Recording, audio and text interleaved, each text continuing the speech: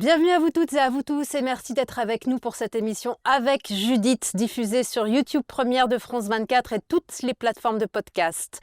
Mes invités reviennent sur leur parcours, les changements dans leur vie, les circonstances de ces changements et leurs conséquences. Bonjour Didier Lesky. Bonjour. Vous êtes préfet de la République. Vous avez été en poste en Seine-Saint-Denis de 2013 à 2016, chargé de l'égalité des chances, directeur général de l'OFII, l'Office français de l'immigration et de l'intégration, ancien responsable des cultes du ministère de l'Intérieur, auteur de nombreux ouvrages dont République ou Barbarie, coécrit avec Régis Debray, philosophe et médiologue, et Jean-François Colosimo, spécialiste des religions, aux éditions du Cerf.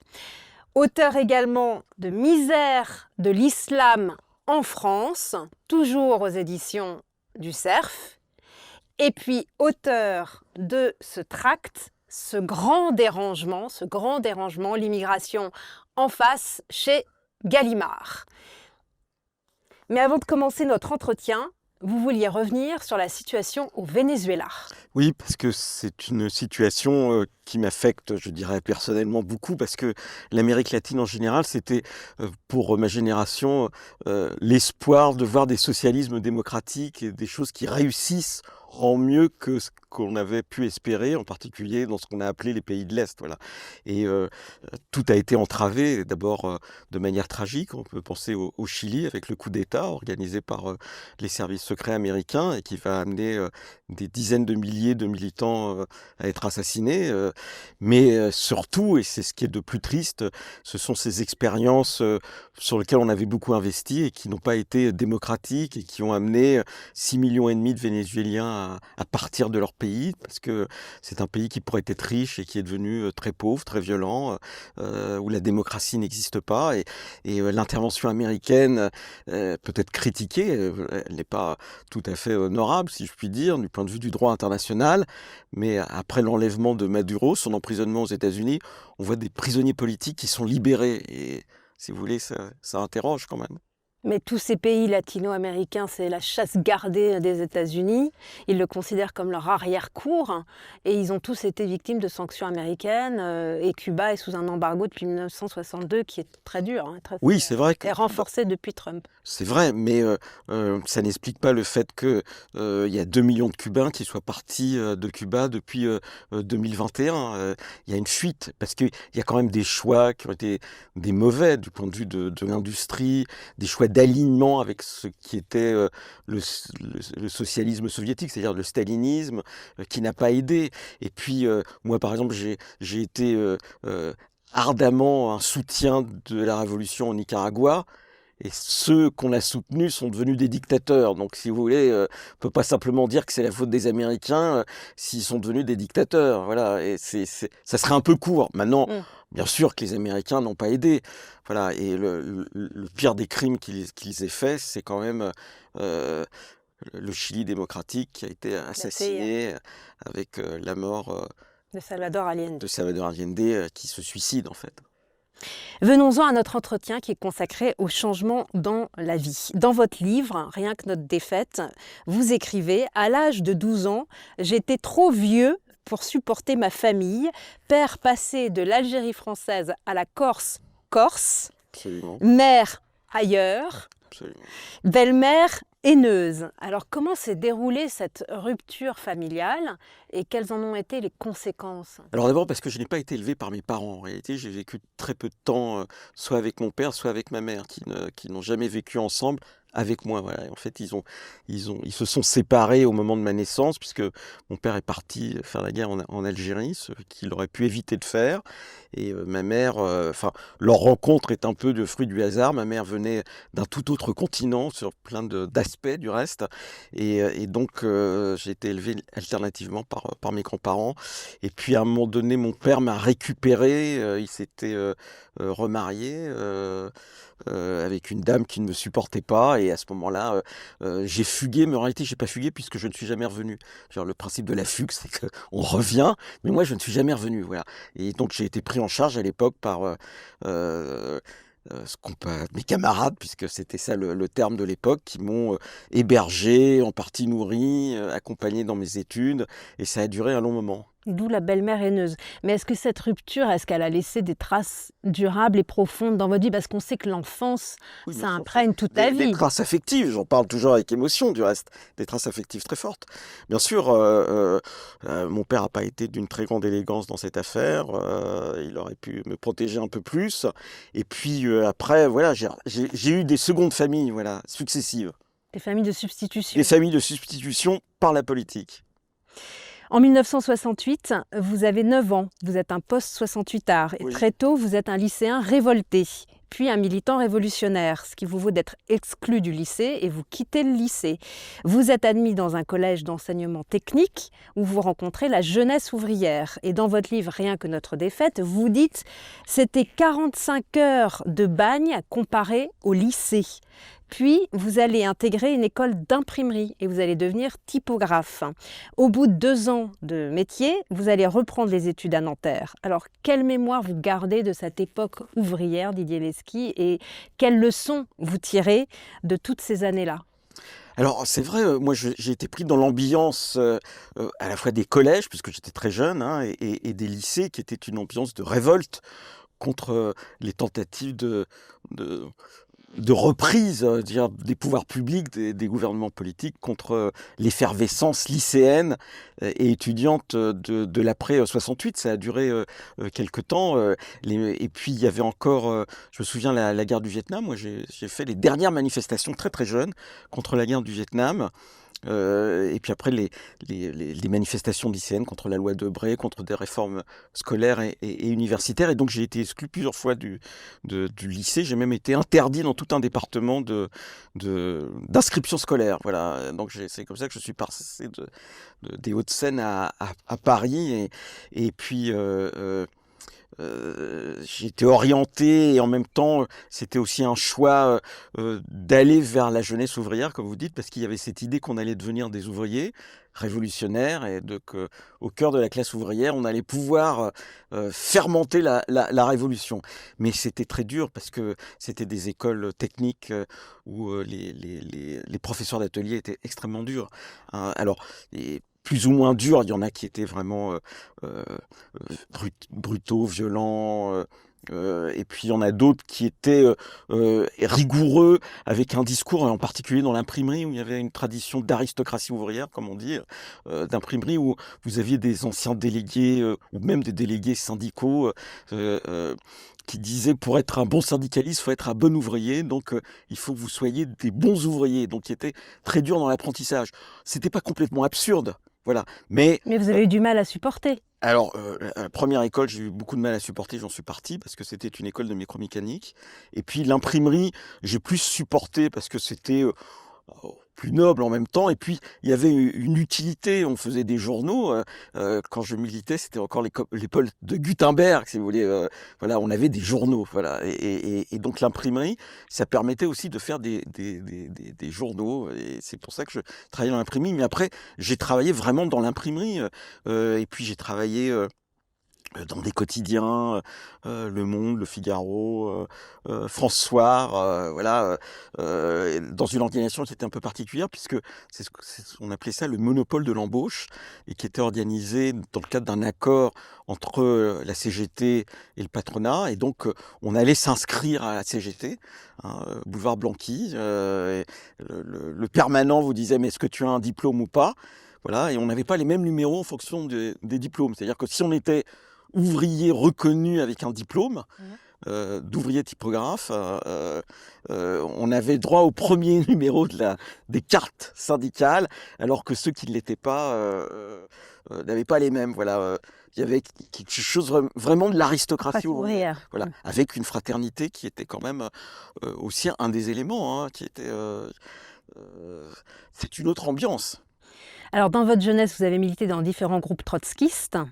Mais vous détestiez le groupe auquel ont appartenu Lionel Jospin et Jean-Luc Mélenchon. Puis, vous avez rejoint Jean-Pierre C'était un groupe Chevènement. brutal. Vous avez rejoint Jean-Pierre Chevènement, vous avez participé à son cabinet lorsqu'il était ministre de la Défense de Michel Rocard de 1988 à 91, puis quand il a été ministre de l'Intérieur du gouvernement Jospin de 97 à 2000. En 93, vous avez créé avec lui le MDC, le Mouvement des Citoyens, et puis au cours de ce parcours, vous êtes passé du slogan de socialisme ou barbarie à République ou barbarie, titre de votre ouvrage. Comment s'explique ce changement? Alors, comment s'explique ce changement? C'est vrai qu'au début des années 80, la gauche gagne en 1981 et un certain nombre a pensé que ça pourrait être le même type d'expérience que le Front populaire en 1936. Et qu'à partir de là, dans les grandes organisations, il pourrait y avoir des courants plus radicaux, révolutionnaires. Et Jean-Pierre Chevènement, c'était celui qui avait écrit le projet socialiste, c'était celui qui avait été l'artisan de l'union de la gauche. On l'a oublié, c'est-à-dire de l'alliance avec le Parti communiste et qui était très demandeur de cette alliance. Pour plusieurs raisons. D'abord parce que le Parti communiste avait une vision industrielle de la France, du développement des forces productives, et Jean-Pierre Chevènement était anti-impérialiste. Il va le prouver du reste en 1991, au moment de la guerre du Golfe, où il va démissionner, au moment où... On se souvient de sa fameuse formule, un ministre, ça ferme sa gueule ou ça où ça démissionne. démissionne. Lui a démissionné plusieurs fois, hein, comme on le sait, voilà, 3 fois. Et donc, moi, j'adhère au Parti socialiste au début des années 80. Et je suis repéré par Jean-Pierre Chevènement, qui va me confier d'abord la responsabilité des jeunes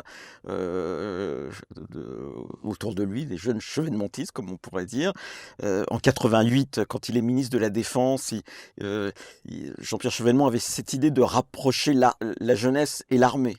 Hein, et donc, il va me demander de développer des programmes pour populariser auprès des étudiants cette idée que la défense nationale, ça a un sens et que servir chez les militaires, ça serait pas complètement absurde. Voilà. Bon, il y a un rapprochement armée-jeunesse, si vous voulez. Il avait cette vision-là. Il était contre la suppression du service national, par exemple. Hein. C'était des choses pour lui importantes. Et comment on passe de socialisme ou barbarie à république ou barbarie, c'est parce que, et ça fait partie de mon adhésion à Jean-Pierre Chevènement, qui a été profonde, et peut-être une nouvelle famille de substitution, si vous voulez, c'est que très tôt, il comprend qu'il y a un changement d'évolution mondiale. Hein, on est après la victoire de Margaret Thatcher, la révolution iranienne dont on sait à quel point elle a été terrible, la Pologne, et donc il dit contre l'idéologie libérale qui est en train de se déverser à travers le monde, qu'est-ce qu'il y a en France qui permettrait de résister? Il y a la République, c'est-à-dire le produit de la seule révolution, d'une certaine manière, qui a réussi et qui a donné une force propulsive à des idées qui sont toujours d'une très grande actualité, c'est la Révolution française. Voilà. Donc la République, la laïcité, l'idée de l'égalité en droit, la République sociale, voilà, mais c'est la République. Voilà. Et donc on passe du socialisme qui a échoué parce qu'il n'a pas une dimension suffisamment attentive à l'idée de la démocratie, à la République, c'est-à-dire à Jaurès. Voilà, c'est la poursuite du rêve de Jaurès. Donc, qu'est-ce qu'on pourrait dire pour que tout le monde comprenne bien que c'est je ne sais pas si c'est trop résumé, mais c'est un gaullisme de gauche, quelque part? Oui, il y a une dimension gaulliste de gauche chez Jean-Pierre Chevènement, indéniablement. On pourrait me dire même par moment pour certains de ses camarades, dont peut-être moi ou Régis Debray, peut-être même un gaullisme d'extrême gauche, si vous voulez. Mais c'est-à-dire l'idée de la défense, de la souveraineté, et qui est un moyen de résister, par exemple, à l'impérialisme américain. Ça vient quand même de là. Jean-Pierre Chevènement a toujours fustigé l'idée d'une construction européenne qui serait germano-américaine, comme il disait. C'est-à-dire, on voit aujourd'hui à quel point c'est une pensée qui est présente, parce que c'est justement la dépendance aux États-Unis qui fait que l'Europe apparaît impuissante dans un certain nombre de conflits, ou face à Trump, par exemple. exemple. Et donc oui, il y avait cet aspect-là. Après, le gaullisme avait sa dimension noire, hein. Il a été quand même un des artisans de la victoire de François Mitterrand. Il a soutenu dès 1965 contre le général de Gaulle. Et bien évidemment, après, il a été ministre de François Mitterrand. Et est-ce que vous pensez que l'alternative actuelle, c'est toujours République ou barbarie en ce moment? Plus que jamais. Voilà, plus que jamais, c'est-à-dire l'idée de l'égalité en droit, quel que soit son genre, qu'on soit un homme ou une femme, quelle que soit sa religion, et que cette égalité, elle ne peut avoir de sens que si elle est accompagnée d'un programme social, hein, qui permette de montrer à chacun qu'il peut avoir une utilité sociale et qu'à partir de cette utilité sociale, on lui reconnaît des droits sociaux en particulier. Oui, bien sûr. Et comme le philosophe essayiste votre ami Régis Debray, vous faites la distinction entre la démocratie et la République. Alors expliquez-nous, quelle Alors, différence faites-vous? c'est un débat qu'avait lancé Régis Debray à la fin des années 80, hein, c'est-à-dire la démocratie, si vous voulez, c'était l'image de l'Amérique où l'individualisme est plus fort que le collectif.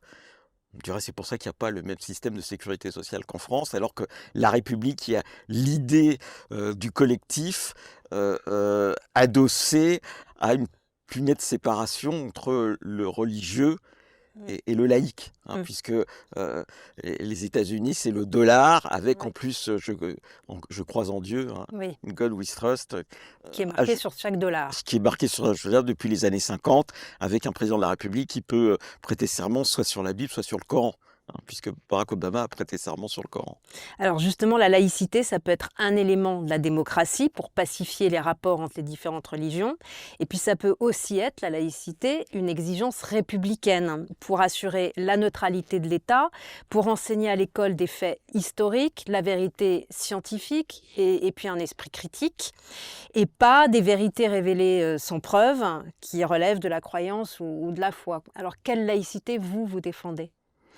Moi, je défends une laïcité qui est à la fois respectueuse des religions, mais en même temps qui indique aux religieux qu'ils n'ont pas à s'immiscer dans l'espace de débat et de décision politique. Voilà. Alors, la France est un pays laïque, ça veut dire que on laisse la place à l'ensemble des religions, avec même quelque chose qui est un peu, qui peut apparaître contradictoire quand on voit ça un peu de loin, puisque la laïcité n'interdit pas des formes de subvention au culte, contrairement à ce qu'on pense, puisque nous avons, nous, par exemple, des aumôniers, hein, c'est-à-dire des curés, des imams, des pasteurs ou des rabbins qui exercent dans les hôpitaux, dans les prisons, aux côtés des militaires qui vont se battre et qui peuvent mourir. Ça, c'est prévu dans la loi de 1905, c'est-à-dire dans l'État, les finances. On favorise par toute une série de mécanismes, le droit pour les croyants d'avoir leur lieu de culte. C'est pour ça, par exemple, que depuis 30 ans, il y a un développement en France des mosquées, hein, et la France, dans sa laïcité, cumule toutes les religions.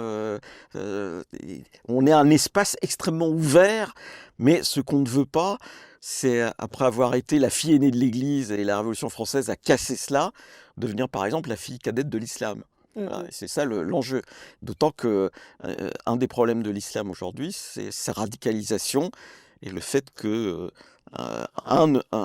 une ne vaut pas un, c'est-à-dire une femme ne vaut pas un homme. Ça, c'est pas acceptable. On va en reparler de l'islam. Quelle est votre position sur le blasphème? Parce qu'on peut être contre le blasphème qui blesse les croyants, mais tout en étant pour la liberté de blasphémer, tout comme on peut être pour la liberté de Charlie Hebdo, par exemple, de blasphémer sans être soi-même Charlie.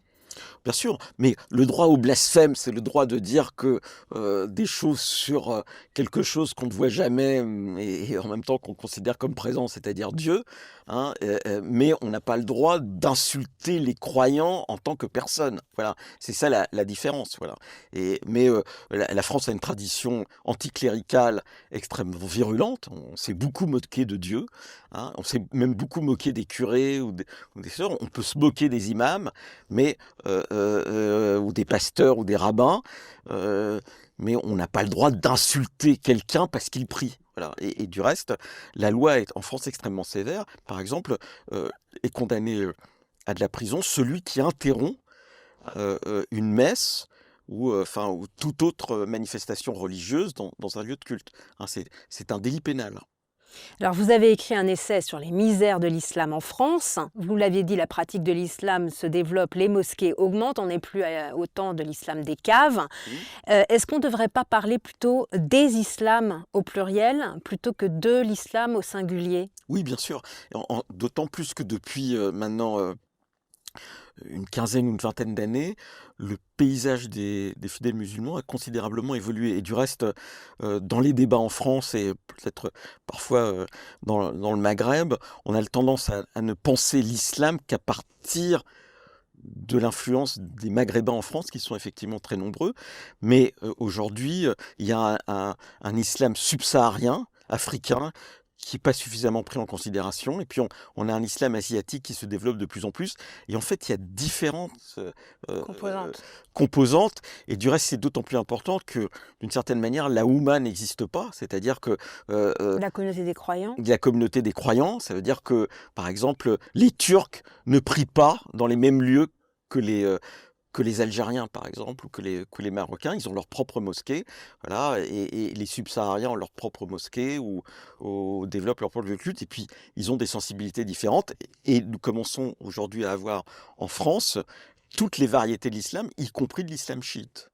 Et vous dites que l'islam en France se développe, mais pas l'islam de France, et encore moins l'islam des Lumières que vous appelez de vos voeux. Pourquoi? Parce que on a sans doute été très, par, je dirais, parfois l'enfer est pavé de bonnes intentions. Vous savez que on a accepté pendant très longtemps l'intervention d'États étrangers dans l'organisation des fidèles musulmans en France, avec des fonctionnaires qui pouvaient venir de Turquie, du Maroc, d'Algérie, des imams détachés, qui ont fait en sorte de continuer une sorte de mainmise sur des personnes, même sur celles qui sont nées en France et qui peuvent être croyantes. Et donc, ça a empêché l'émergence de quelque chose qui soit propre à la France en termes de pensée musulmane. C'était le projet de Jacques Berck, hein, qui disait l'islam des Lumières, c'est son expression à lui. C'était un traducteur du Coran qui était né en Algérie, mais qui était amoureux de l'islam, d'une certaine manière, de la civilisation islamique, et pensait qu'à partir de la France, il pourrait y avoir une symbiose entre l'idée des Lumières et la croyance musulmane, pour évoluer dans le bon sens, si vous voulez, c'est-à-dire dans le respect, à partir de sa croyance, de toutes les diversités humaines. Or, le drame du monde musulman aujourd'hui, c'est sa régression, c'est-à-dire le spectre des diversités qui s'est rétréci, en particulier dans le Maghreb, et bien évidemment, on peut penser des pays où sont nées les foi chrétiennes, ou le judaïsme, et aujourd'hui, il n'y a plus de juifs, et les chrétiens ont quasiment disparu. Votre changement politique du socialisme autogestionnaire à la République s'est accompagné d'un changement de position sur les frontières. Vous êtes passé du slogan de mai 68, les frontières, on s'en fout, à l'éloge des frontières. Alors expliquez-nous. Alors, les frontières, on s'en fout. Oui, on avait dans notre jeunesse l'idée que les frontières étaient une entrave à la libre circulation des travailleurs. On n'avait pas vu à quel point elles peuvent être aussi des éléments de protection des acquis sociaux contre l'ultralibéralisme ou le capitalisme le plus sauvage. D'une certaine manière, Marx l'avait un peu anticipé, puisqu'il parlait de la concurrence entre travailleurs organisés par le patronat pour faire une Faire du une dumping. pression sur le montant des salaires. Voilà.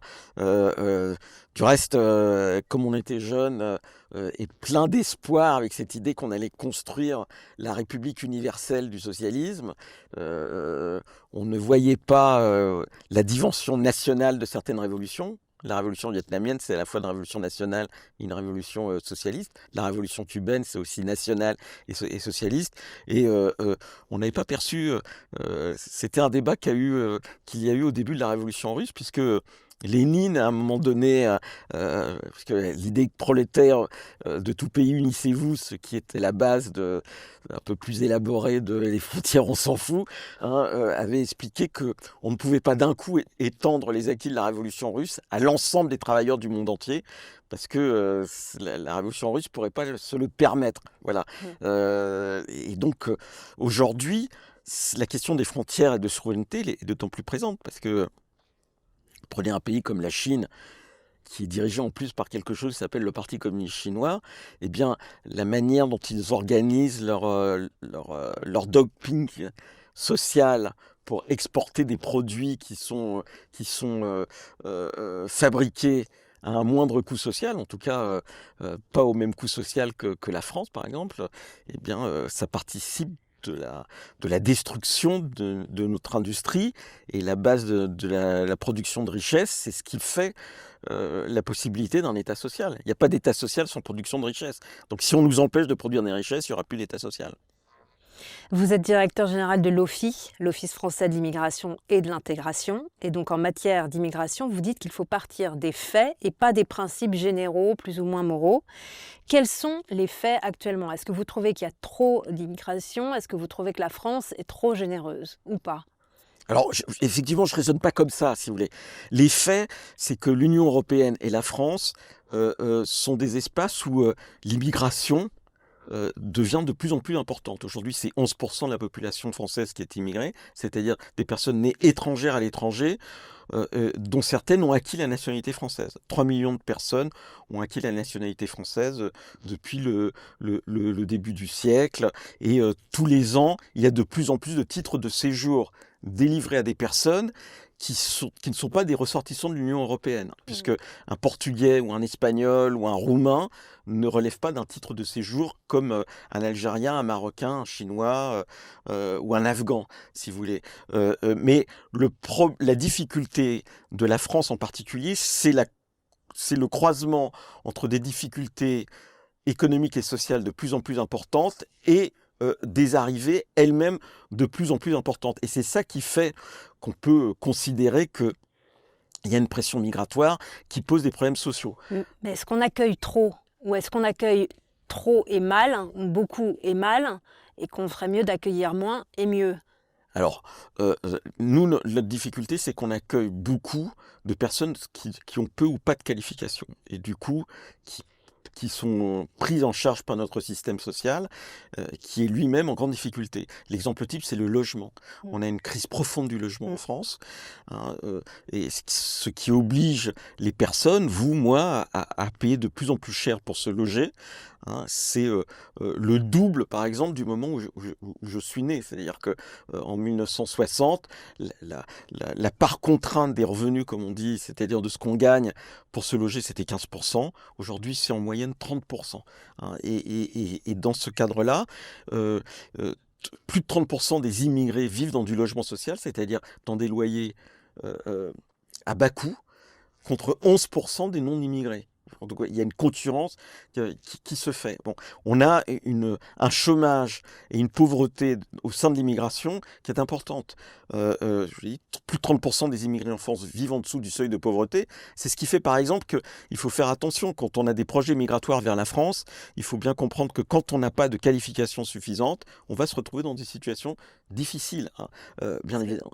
Concrètement, enfin moi de manière empirique, je veux dire, j'ai jamais vu autant de tentes de fortune, par exemple. Oui, mais parce que les tentes de fortune sont, pour un tiers d'entre elles, occupées par des personnes qui ont déjà un titre de séjour, hein, mais qui n'arrivent pas à trouver un emploi et certainement pas à se loger à Paris ou dans la région parisienne, où les loyers sont très chers. Et comme on a eu une pénurie de la production de logements de plus en plus forte pour des tas de raisons, avec des loyers qui coûtent de plus en plus cher, eh bien, on a une difficulté d'accompagner les personnes. Mais par exemple, on est un pays qui a mis en place un dispositif qui s'appelle l'hébergement d'urgence inconditionnel. Oui, c'est inscrit dans la loi française. C'est inscrit dans la loi française. C'est plus de 200 000 personnes qui sont toutes les soirs hébergées par l'État, et dont une forte proportion, sans doute la moitié, sont des personnes sans titre de séjour. Voilà. Mais le système arrive en bout de course. hein, voilà, c'est plus de 2 milliards. Aujourd'hui, c'était 200 millions en 2000. Donc on voit bien que la pression migratoire est très forte. Et c'est pour ça que la France a des débats, mais ces débats ils sont aujourd'hui beaucoup plus forts, même dans un pays de très grande immigration comme l'Allemagne, qui vient de suspendre une partie de l'immigration familiale, mais parce que l'Allemagne a à la fois beaucoup accueilli, et en plus plus d'1 million d'Ukrainiens qui sont arrivés du fait de la guerre. Mais la France est aujourd'hui en situation difficile. Oui. Et alors, qu'est-ce que vous pensez de ce qui se passe justement, par exemple, notamment aux États-Unis en matière d'immigration? Et que pensez-vous de la position d'une partie de la droite française qui demande un moratoire temporaire de l'immigration? Alors, le moratoire temporaire de l'immigration, c'est une proposition du ministre de l'Intérieur, du ministre de l'ancien ministre de l'Intérieur, qui est aujourd'hui ministre La de la Justice, hein, Monsieur Darmanin. Elle a une Ça avait contrainte. déjà été proposé par Monsieur Barnier. Voilà, elle a une contrainte qui est le fait que il y a des personnes qui ont un droit acquis au séjour dans le cadre, en plus des règlements européens dont nous sommes avec lesquels nous sommes liés, c'est-à-dire qu'on ne peut pas arrêter l'immigration familiale, mais on peut la suspendre en partie. C'est ce que vient de faire l'Angleterre, le Danemark, l'Allemagne, l'Autriche. Et donc, le débat arrive en France après d'autres pays. Voilà. Et toujours à cause de cette pression migratoire importante et dont on a le sentiment qu'on ne peut pas tout absorber. Voilà. Mais tous les pays d'Europe, la France y compris, a besoin d'une immigration Oui, qualifiée. et on va y venir parce que, par exemple, en Espagne, le gouvernement socialiste de Pedro Sánchez vient de déclarer qu'ils allaient régulariser 500 000 sans-papiers. Oui, c'est régulariser 500 000 sans-papiers. Alors, la différence Il y a entre beaucoup de latinos. il y a deux différences. D'abord, l'immigration en Espagne est une immigration d'abord hispanophone, venant d'Amérique latine, et qui a un niveau de qualification qui est bien supérieur à la moyenne de la qualification des immigrés en France, qui ne viennent pas des mêmes pays. Voilà. Venir du Venezuela, d'Argentine, de Colombie, etc., c'est venir de pays où il y a un système scolaire qui est beaucoup plus développé que le Mali ou la Guinée, si vous voulez, hein, pour prendre les principales nationalités qui arrivent, ou l'Afghanistan, etc. Et la deuxième chose, c'est qu'en France, il y a un système de régularisation au fil de l'eau. Encore 28 000 personnes ont été régularisées l'année dernière. C'est-à-dire que la dernière régularisation en Espagne, elle date de 2006. Depuis 2006 jusqu'à aujourd'hui, nous avons régularisé 500 000 personnes. Donc, ils vont faire en un coup ce que la France a lissé en près de 20 ans. Hein, c'est ça la différence. Et l'autre chose, c'est que les personnes sont directement employables, justement parce qu'elles sont hispanophones et qu'elles ont des qualifications. Ce sont des infirmiers, des infirmières, des médecins, des ingénieurs. Mais nous aussi, on a besoin de main-d'œuvre Oui, dans la restauration, oui. le bâtiment. Alors, dans la Est-ce que vous êtes restauration, pour une immigration choisie avec des quotas alors, dans différents secteurs? les quotas, c'est compliqué, c'est ce qu'essaye de faire l'Italie, elle n'y arrive pas totalement, mais bien évidemment, on a déjà une immigration choisie en France, qui est une immigration de travail. L'OFII organise cela. C'est un peu plus de 50 000 personnes. Oui, nous avons besoin de personnes qualifiées dans certains secteurs. Après, il faut faire attention. Je pense par exemple à la question des médecins. Mm. Hein, on a empêché pendant des décennies des jeunes Français ou des jeunes résidents en France d'accéder aux études de médecine parce qu'on bloquait l'accès aux études de médecine. Et en même temps, on Avec fait le numerus venir, clausus. avec le numerus clausus, on fait venir des médecins, Formés à l'étranger, notamment du Maghreb. oui, dont on n'a pas payé la formation, Mm. puisque la formation d'un médecin, ça coûte cher. On n'a pas payé la formation, ils arrivent ici, ils sont sous-payés. Alors je comprends pourquoi personnellement ils veulent venir ici, parce que les conditions de travail et les conditions de vie générales seront meilleures que... Oui, mais c'est voilà. difficile d'aller prendre des médecins formés, ensuite de refuser de soigner les malades qui viennent de ces C'est pays. pour ça qu'il vaudrait mieux ouvrir plus largement les études de médecine plutôt que de piller les cerveaux. Voilà. Après, le vrai problème de ce pillage de cerveau, et ce qui le rend possible, c'est l'échec des décolonisations. Voilà. La majorité de l'immigration algérienne en France est arrivée après 1962. Un titulaire d'un titre de séjour algérien actuellement en France est arrivé après 2000. Hein. Il faut bien comprendre que c'est l'échec sur la longue durée de ces pays qui amène une partie de sa jeunesse en particulier à risquer sa vie. La majorité de ceux qui passent par le détroit de Gibraltar pour rejoindre l'Espagne sont des Algériens, ce sont des jeunes Algériens. Alors, c'est 15 kilomètres, mais Donc c'est risqué, mais c'est pas le même risque que d'autres traversées.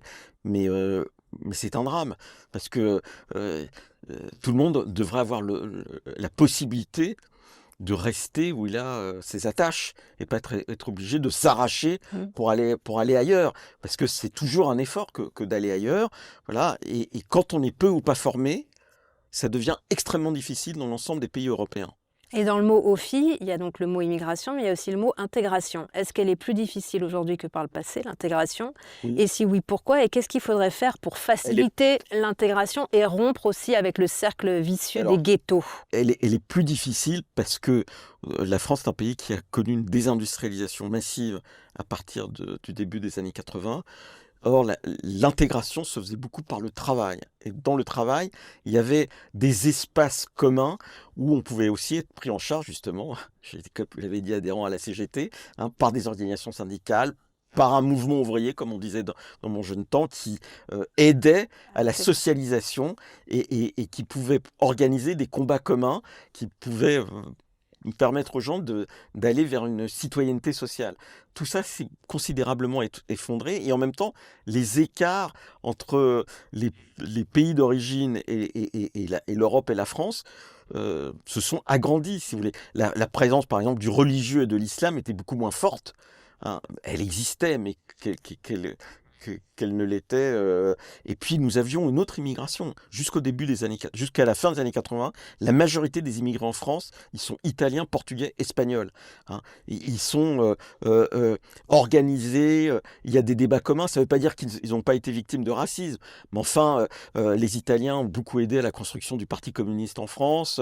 Les républicains espagnols ont participé à la libération de la France et se sont intégrés dans les organisations ouvrières. Monsieur Martinez, ancien secrétaire général de la CGT, il est issu de l'immigration espagnole. L'immigration juive a considérablement aidé à la structuration du mouvement ouvrier. On a oublié que monsieur Krasucki, Henri Krasucki, qui avait été résistant, déporté, était issu de la meilleure tradition du communisme juif. Vous avez été préfet d'égalité des chances en Seine-Saint-Denis. Et alors justement, vous en avez tiré quel bilan de ça? La Seine-Saint-Denis, c'est un département paradoxal parce que c'est à côté de Paris. Et en même temps, il y a une accumulation de pauvreté, de ghettos, qui est liée à la désindustrialisation massive de la Seine-Saint-Denis. Quand j'étais préfet en Seine-Saint-Denis, on a fermé la dernière usine automobile, hein, et qui s'est ouverte de l'autre côté de la Méditerranée, si vous voulez. C'est ça qui est terrible. C'est un lieu où des grandes entreprises se sont installées, mais qui sont venus avec leurs salariés. Voilà, et donc vous avez bien sûr des personnes qui travaillent, beaucoup même autour de la plateforme de Roissy, etc.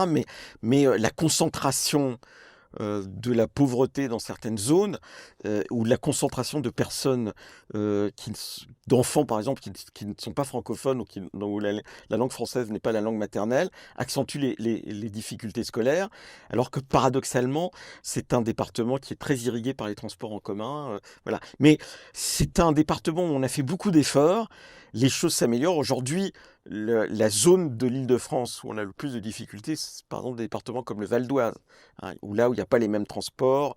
La Seine-Saint-Denis a bénéficié des Jeux Olympiques, Ouais. des infrastructures, mais aussi il y a aussi le développement d'un islam radical. Moi, quand j'étais préfet en Seine-Saint-Denis, j'ai vu ces jeunes partir, aspirés par ce soleil noir de l'islamisme, pour aller se suicider et tuer des centaines de gens dans des pays qui n'étaient pas le leur. Mais l'extrême droite en France, elle estime qu'il faut restreindre l'intégration, la rendre plus difficile pour ne pas attirer les migrants qui cherchent une vie meilleure. Alors, Que leur répondez-vous? plus difficile, la France a été très en retard sur les exigences vis-à-vis des étrangers arrivant en France, par exemple pour les aider à s'intégrer. Pendant très longtemps, on a sous-estimé la nécessité de permettre aux personnes d'apprendre le français. Hein, contrairement à l'Allemagne, on est allemand parce qu'on parle allemand. On n'est pas français parce qu'on parle français historiquement. Et quand j'étais au cabinet ministériel, que vous avez rappelé en 1997, on passait plus de temps à l'Assemblée nationale à discuter du développement des langues régionales en France que de discuter, de savoir si c'était important d'apprendre le français aux nouveaux arrivants. Or, même dans le commerce, même dans l'aide à la personne, où ce sont des métiers en tension, si on ne parle pas le français, on ne peut pas être employé. Voilà. Aider quelqu'un qui a des besoins de soins médicaux, et si on n'arrive pas à communiquer avec lui parce qu'on ne parle pas le français, eh bien, on ne pourra pas accéder à cet emploi. Donc, on a renforcé les exigences en français, et en même temps, ce qui est nouveau, et c'est vrai, ça fait partie des écarts culturels, on a renforcé les exigences qu'on appelle civiques, c'est-à-dire connaître les droits et les devoirs, mais en réalité connaître ce que sont les acquis sociétaux de la société française, connaître comment la société française fonctionne.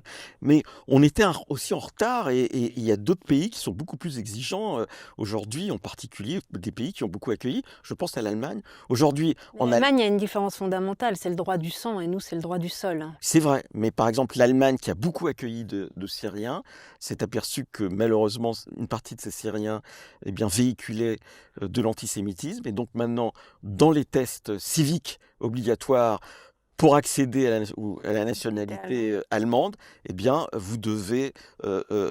vous avez des questions sur l'antisémitisme et sur le droit d'Israël d'exister. Vous faites souvent référence au pape François et à son encyclique Fratelli Tutti. Nous sommes tous des frères. Et le pape François, il disait qu'il faut accueillir, héberger, protéger et promouvoir. Jusqu'où peut-on se conformer à cette injonction du pape François? D'abord, c'était au moment où j'ai écrit mon livre, il y avait l'encyclique du pape François, Oui. Fratelli Tutti.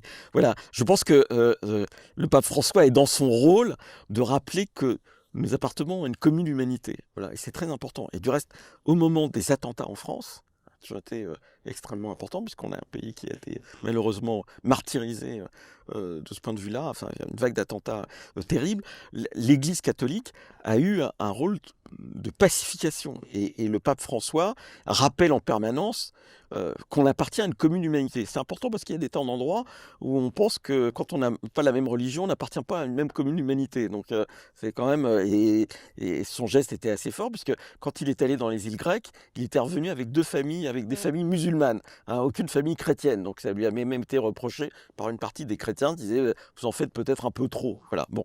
Mais en même temps, comme il n'est pas gestionnaire de la cité au sens laïque du terme, l'idée qu'on puisse accueillir toute personne qui le souhaite est une idée absurde. Autant il y a un droit à voyager, à pouvoir sortir et rentrer, mais il n'y a pas un droit à s'installer où on veut. Et en particulier, on ne peut pas s'installer où on veut dès lors que l'État considère qu'il n'a pas justement les capacités de vous accueillir. Donc il n'y a pas le droit, il n'y a pas un droit d'entrer où on veut quand on veut. Voilà. Et donc moi je pense qu'il faut des frontières. Les frontières, c'est des portes. Voilà. Quand il n'y a plus de portes, on fait un mur. C'est ce que essaye de faire Trump. Trump, il fait un mur physique et il fait un mur par le sang. Voilà, moi je ne veux pas que mon pays devienne un pays où on fasse un mur physique ou un mur par le sang. Voilà, je ne veux pas qu'on tue les gens. Et donc il faut réguler les entrées. Voilà, réguler les entrées en fonction des capacités d'intégration sur le marché du travail, dans le logement, dans la capacité à faire bénéficier tout à chacun des acquis sociaux. Je rappelle qu'en France, par exemple, les enfants sont scolarisés, quelle que soit la situation administrative des parents. Voilà, quelqu'un qui se casse une jambe à Paris, il va être pris en charge à l'hôpital. On ne va pas lui demander sa carte bleue avant de rentrer à l'hôpital. Voilà, ou son Orange Money. Voilà. On ne lui demande pas de payer à Orange Money avant de dire bonjour au médecin. Voilà. Il y a tout un tas de pays, les États-Unis, si vous cassez une jambe, avant de dire bonjour au médecin, on va vous demander votre talon de carte bleue. Voilà. Ici, non. Merci infiniment Didier Leschi d'être venu. Merci pour votre témoignage. Et merci à vous tous de votre attention. Et on vous dit à très vite sur YouTube Première de France 24.